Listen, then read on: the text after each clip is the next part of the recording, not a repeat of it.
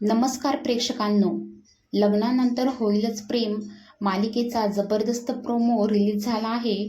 त्यात आपल्याला बघायला मिळणार आहे की काव्या रम्याच्या कानाखाली देते आणि काव्या म्हणते हे तुला जुन्या काव्याकडून मिळालं आहे, जिला तू एवढे दिवस घोळात घेतलं होतंस.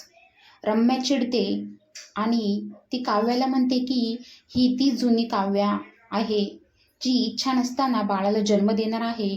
तेव्हा काव्या तिला उत्तर देते की त्याची काळजी तू करू नकोस रम्या, यापुढे आमच्या बाळापासून आणि आमच्यापासून लांब राहायचं, नाहीतर जुन्या काव्याचं रूप तुला पुन्हा बघायला मिळेल.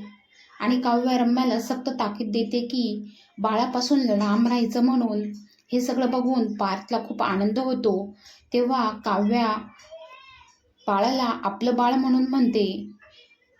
पार्थ खूप आनंदात असतो आणि काव्य त्याला बोलते की हो आपलं बाळ. तर आपल्याला समजते की काव्या या प्रोमोमध्ये बाळाला ॲक्सेप्ट करते.